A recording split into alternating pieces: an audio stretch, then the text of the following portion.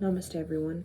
I would like to share a channeled message that is coming through right now on March 3rd, 2020, that is about this Pisces March season and how that is helping us and preparing us for this 2020 year.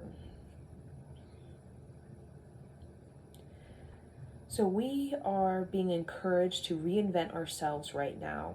And we are reinventing ourselves internally. We're reinventing the status of our emotions, the status of our thoughts, the status of our sexuality, and our creativity.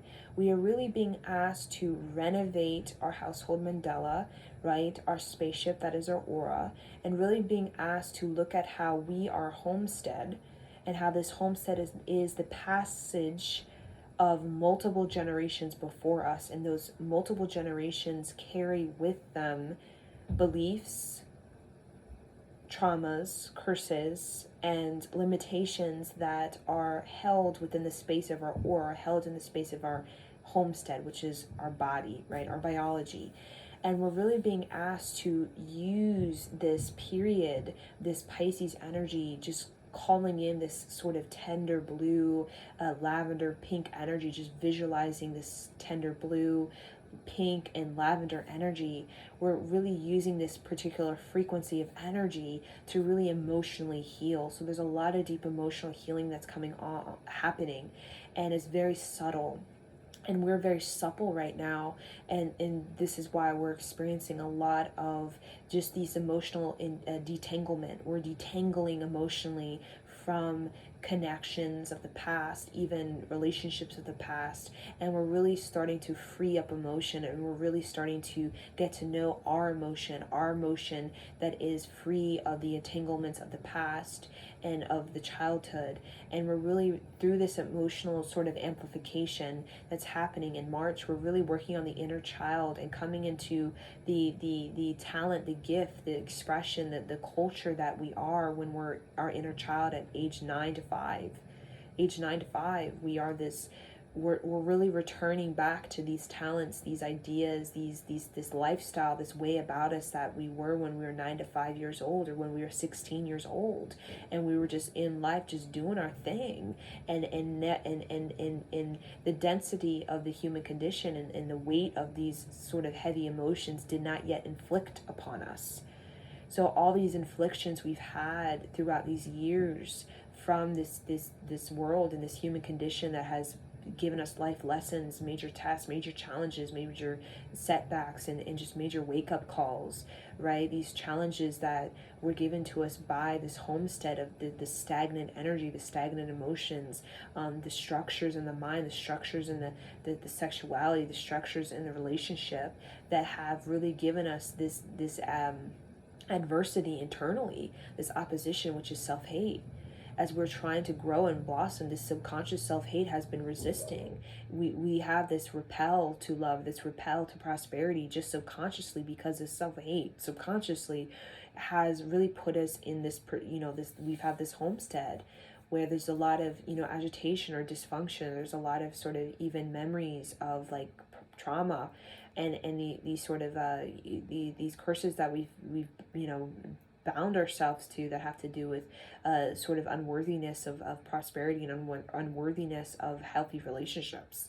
So a lot of us the angels are really touching our heart emotionally and giving us this real powerful emotions where it may seem intimidating, it may seem overwhelming, it may seem all too much, but really it's happening because March, April, May, June is really a time where we're going to experience the emotional sort of elevation, as we really finally, for a lot of us who are listening to this, we're finally going to be able to move beyond these particular caged, captive emotions that we've really suppressed within us, that are based off of sort of the terror that is self-hate, and feeling the self-hate, and the ego is trying to protect us from it. The ego creates all these barriers, these boundaries, these sort of reasons, and these sort of these sort of, these ideas of regret and guilt and shame and judgment and imperfection and all the kinds of sort of attack against this self-love that really wants to come in, because this subconscious self-hate that is everybody has the same subconscious self-hate regardless if you're rich or poor, because we're all a part of the same society. Either you're European or American, or from Mesoamerica, or whatever geographic region, Japan. We all are part of the same society. It's just we're in different realities of it. We're in different phases of the same energy. We're in different sort of formations of the same energy. And we can all connect and contact each other and even send sort of messages to each other, letting each other know what's going on in these various shapes and formations and these various patterns of the same energy. And we're being asked to really, like an origami, right? Like an origami master, learn how to origami ourselves, origami our emotions, right? To take on new pattern, take on a new shape. And I feel a lot of us are uncertain, uncomfortable, it's unknown. We feel a little shaky, we feel very nervous. It can be nerve-wracking, right? It's really challenging us because our nervous system feels very weak on this planet because of the dark ages and how beaten down we have been. We've been beaten down to the ground in many ways, emotionally, physically, psychologically. And a lot of us are just now regaining our strength of the nervous system strength. And we're really working on the life force. The life force is just naturally being activated and it's really being sort of pressured within us. So we're definitely feeling this kind of we're restoring our inner child in many ways, regardless of what age, 15, 30, 35, 50, 85. We're really restoring this inner child at this time and really stepping into possibilities unknown, possibilities that are not bound to the past and what everybody else is doing because everybody else is doing it. We're really connecting with imagination and creativity that isn't about the wrap up of the past and keep doing the past and the past. We're really thinking beyond the past and really thinking into the future, right? Not just a future based on the past, but really thinking on a future that is completely reinvented, completely original, something that's coming from a place of sovereign thought, so a place that coming from you can say a frequency that is of emotional maturity. And what is that experience, what is that vision, what is that sort of meditation to really have that emotional maturity in the future of this earth, where we're not so easily seduced and tempted by sex, money, power, and brought into all these pessimisms and all these kinds of confusions and these power struggles, power games, all these sort of agitations. What is it like to be emotionally mature and to have your sort of north node and to have a concentration and a sense of like a sense of self-control and discipline, right? And even with these imperfections, to have a compassion for these imperfections. So we're really being asked to, these imperfections are not the great shame or the judgment or the great, what our ego would like to say are great, like misery or a great setback or delay or, something's wrong with me, because we can play that something's wrong with me. We could do that for our whole life and die in that sort of belief. And to realize it was unnecessary to have that. It was unnecessary to think that way, right? Something's wrong with me. I'm not good enough for this, that, and the other. I couldn't possibly be a right lover or friend or prosperous, whatever that is. And a lot of us, through the healing of the inner child and through the full embrace of our inner child and the embrace of the ways we are when we're 5 years old to 9 years old, 16, we're starting to really remember, right, the voice of the inner child, the voice of reason, the voice of intuition, the instinct of our lives, the sort of the real sort of the real sort of voice of who we truly are, the real sort of identity, the real person that we are, right? The soul self, the self that isn't that comes to earth but isn't here to get entangled in all of the past mistakes of earth, but to come to earth to really transmute the energies that presented in the body and around them into experiences of creativity and experiences of artistry and experiences of really coming into your emotional maturity as a human, so you can really experience the embrace of the spirituality and the sort of strength of the spirituality that really brings you closer to God and brings you closer, not to the hate, but really brings you closer to the transformation of it, and the awareness, the observation, and the sort of um, the sort of purification of the ways that we really, really hold ourselves back from love, prosperity, and repel these kinds of things because we are imperfections. We feel so unworthy because of these imperfections, right? That we're going to be attacked and shamed and taken advantage of and all these kinds of things. We fear other people. We fear ourselves. We hold back from people. We have all kinds of distrust in ourselves and other people. And it really creates this dilemma where we don't know how to relate to ourselves and other people. And we feel kind of held back from really expressing ourselves. So this inner child is giving us the strength of discernment and boundaries to really have an instinct to sniff out the all of the aggressions, and really to have an instinct that is so strong, that's so fierce, that's so bold, that we just have this immense protection around us, that we can just know these people. We just know intuitively in 3 to 5 seconds what that person is about, and what their and what their agenda is, or what kind of sort of attack they have internally, in the way they relate to people, and in the dysfunction of that.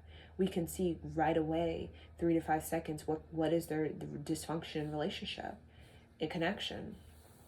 And this is a gift. This is an instinctual gift. This is a spiritual power that's being activated through the channel of the inner child at this time.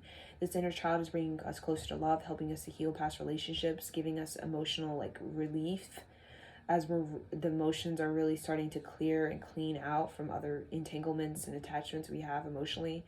And we're really starting to really open up to the real connections we're meant to have, the spiritual connections we're meant to have, that are based on creating a lineage, creating a actually family that is of real sort of a higher caliber on this planet, right? From a half-star hotel to a 3-star hotel to maybe even a 5-star hotel, right? We're connecting with a lineage of excellence, where it's two whole people really coming together and working on the creative sort of dharma, that really working on that frequency of really overcoming these imperfections, these weaknesses, and really rising even stronger, right? With a lot of intelligence and a lot of wealth in the mind and the heart and the spirit, not just wealth of the land, but wealth of the sort of wholeness of wealth, the holistic wealth, that is very foreign, it's very unknown, it's very uncertain, it's very much, it hasn't been here on this planet for a very long time, but it's resurfacing because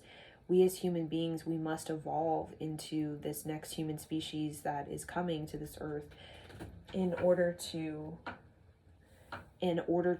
really be able to level up beyond this particular time period, this timeline that we're kind of sort of subconsciously creating, that is of destruction or distinction or all these kinds of ways. We really do have to raise the caliber of this human species. We really do have to become a new human species on this planet in the next couple generations to come, in order for us to be able to really transform this sort of catastrophe timeline, or that timeline subconsciously we're broadcasting on this planet to we have to really we have to really level up the human species in order to really deconstruct that timeline and really get into the timeline we're meant to be in as a human being. We're meant to be, as a human species, we're meant to be in the timeline of a creative destiny, not of creative demise, catastrophe, trash yards, plastic sea, and uneducated people, poverty, and then that kind of leading to human extinction, and then the AI sort of ruling the world. That is not that's not the reality. That's a false, that's a magic show, that's an illusion, that's a setback, that's a distraction, that's coming from a lower vibration on this planet. Agenda, right? That is a control mechanism, right? That you keep us weakened by our own pessimistic mind.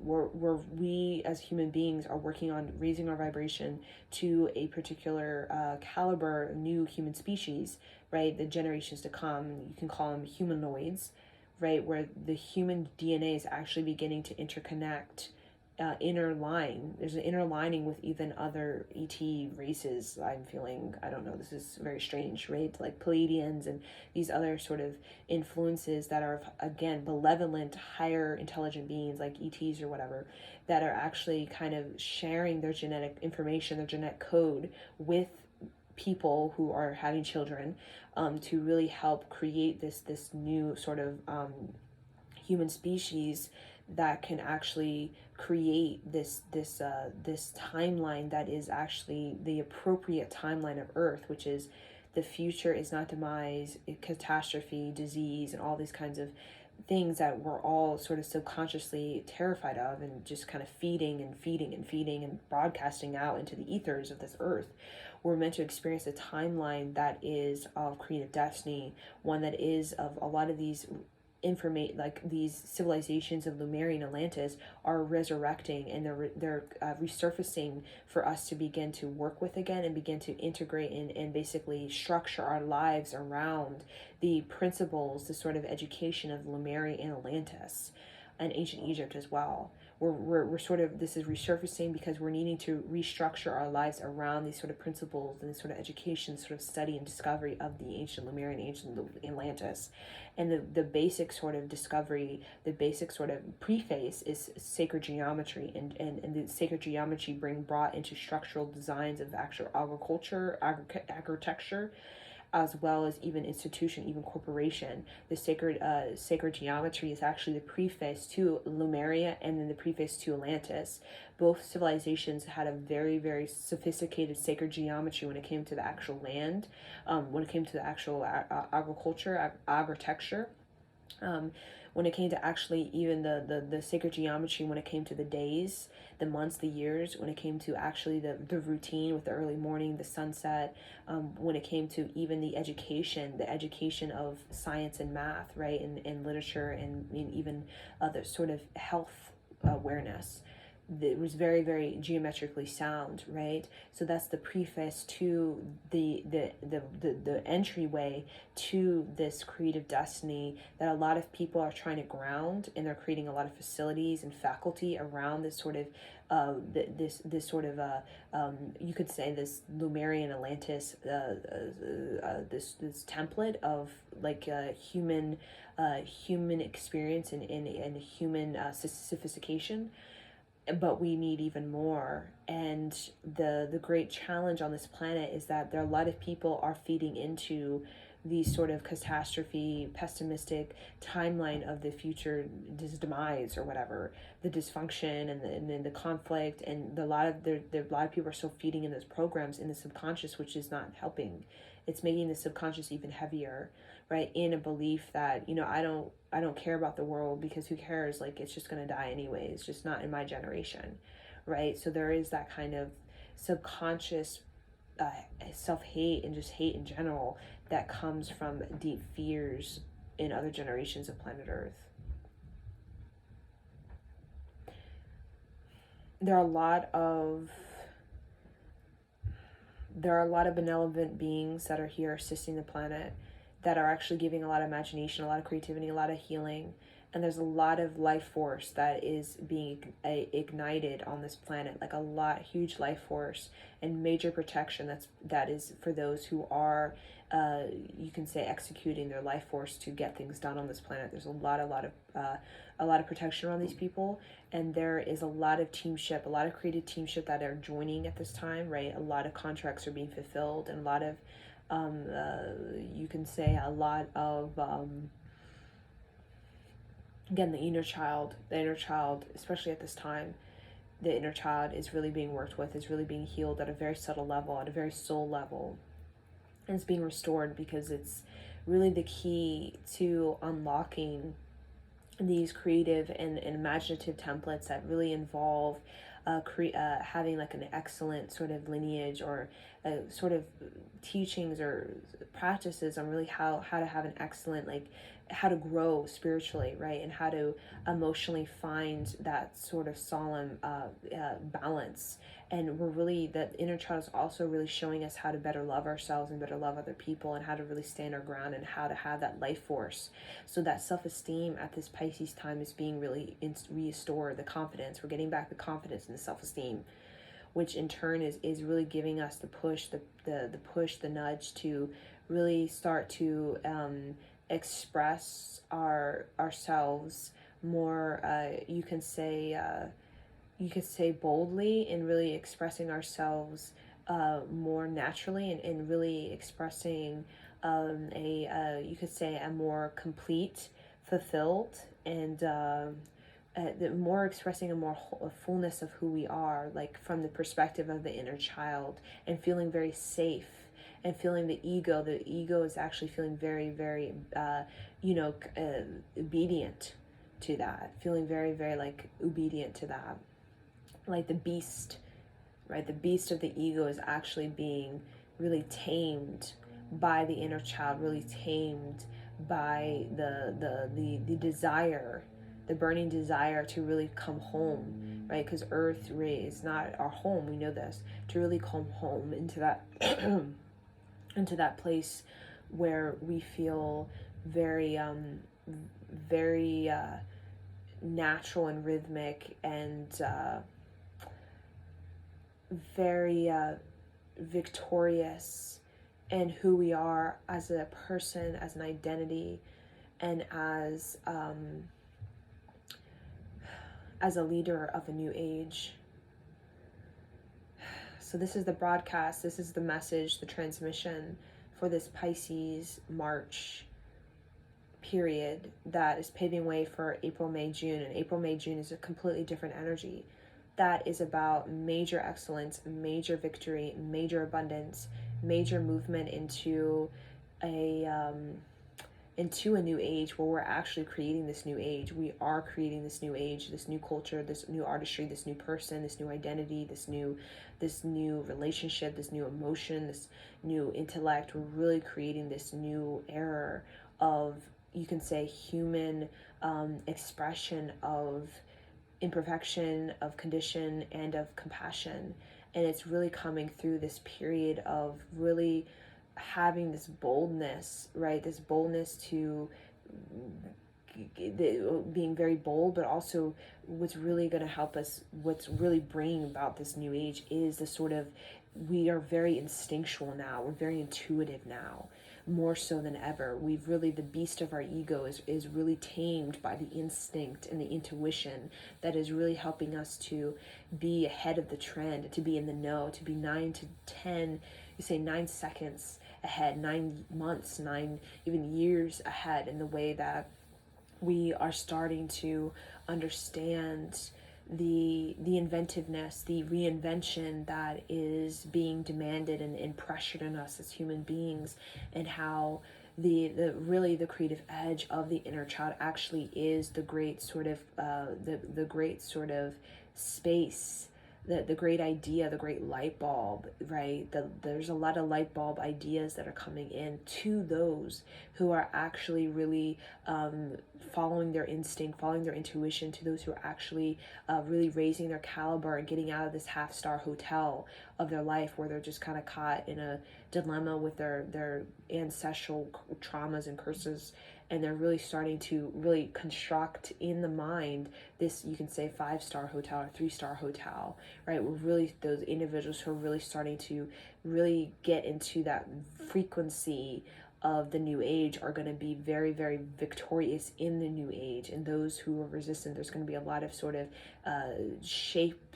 there's going to be a lot of sort of deaths and tower moments and major transformation and major wake-up calls and major changes and just major sort of things that are kind of going to shake people up, right? In a way that for some people are going to handle it very like reptilian, like very reactive, even aggressive, and very fearful. And some people are going to handle it with a sense of a sense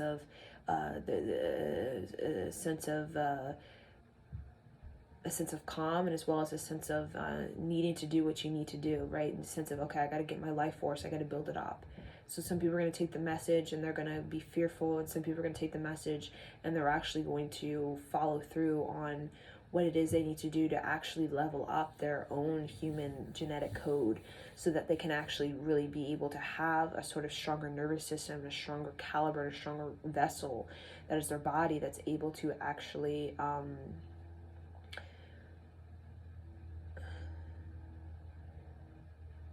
be the creative leadership that is going to unlock the sovereignty of the mind to help many, many people on this planet really begin their own process of unblocking this past, everything of the past, and really start to magnetize to them the ancient science, like Lemurian Atlantis, these ancient science, this ancient art of human being very in tune with their magic, right, with their mystery, with their alchemy, right, with their power, and with their ability to use all of that in a very you could say a very prosperous and in a very healing, self-healing, and you could say very direct way, right? So we're becoming more directive, we're becoming more compelling in the way that we are starting to see, right? We're starting to see the past and the influences and all of that, and we're really starting to really come into our self-worth and really come into the kasha, right? The kasha, the knowledge of our wealth, right? The knowledge of our love and of our excellence, right? And really clearing away that is not, that's repelling it, or that's creating us, that's demagnetizing that within us, that excellence that we know is there for us. And the challenge is being met with challenge. The challenge is the self-hate, is it repels prosperity, it demagnetizes it, while that challenge, the challenge is being challenged with challenges. Our great challenge is that self-love, giving it, feeding it, devoting to it, doing what is necessary for us to clear out what is these unnecessary things that we're doing that is not giving us the life force of our courage and of our